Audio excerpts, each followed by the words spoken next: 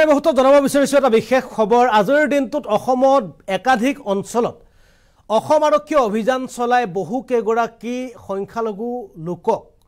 জয়শ্ৰী মহম্মদৰ সৈতে সম্পৰ্ক থকা এই সকল লোকক ইতিমধ্যে আটক কৰিবলৈ সক্ষম হৈছে আৰু এই কেগৰাকী লোকক আটক কৰাৰ পাছতে এতিয়া মুখ্যমন্ত্ৰীৰ প্ৰতিক্ৰিয়া আহিছে আৰু মুখ্যমন্ত্ৰীয়ে প্ৰতিক্ৰিয়াত কি জনালে জনাব বিচাৰিছো সবিশেষ তথ্য মৌলবাদী শক্তিৰ প্ৰত্যাহ্বান বৃদ্ধি পাইছে অসমত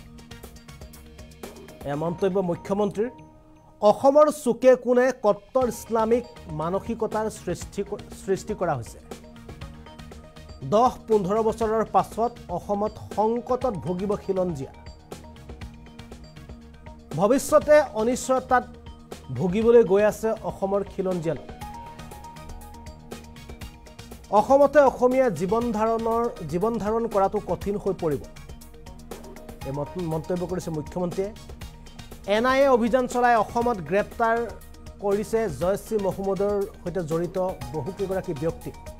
মৌলবাদী শক্তিৰ পৰা অসমীয়া ৰাইজ সাৱধান হোৱাটো প্ৰয়োজন আহি পৰিছে বুলি এবাৰ মুখ্যমন্ত্ৰীগৰাকী মন্তব্য কৰিছে সোণাপুৰৰ উচ্ছেদৰ বিৰুদ্ধে প্ৰতিবাদৰ সময়তো উগ্ৰ ইছলামিক মানসিকতা প্ৰকাশ পাইছে গোৱালপাৰাত জয়শ্ৰী মহম্মদৰে জড়িত ব্যক্তি গ্ৰেপ্তাৰৰ পাছতে এতিয়া মুখ্যমন্ত্ৰীৰ সাৱধানবাণী আৰু মৌলবাদী শক্তি প্ৰত্যাহ্বান বৃদ্ধি কৰিছে অসমত কৈছে কিয়নো 10-15 বছৰৰ পিছত অসমত এতিয়া খিলঞ্জীয়া মানুহৰ বাবে সংকট নামি আহিব অসমৰ চুকে কোণে কট্টৰ ইছলামিক মানসিকতা সৃষ্টি হৈছে আৰু পুনৰ কলো 10-15 বছৰৰ পাছত অসমত সংকটত ভুগিব খিলঞ্জীয়া এই মন্তব্য কৰিছে মুখ্যমন্ত্ৰীগৰাকীয়ে ভৱিষ্যতে অনিশ্চয়তাত ভুগিবলৈ গৈ আছে অসমৰ খিলঞ্জীয়া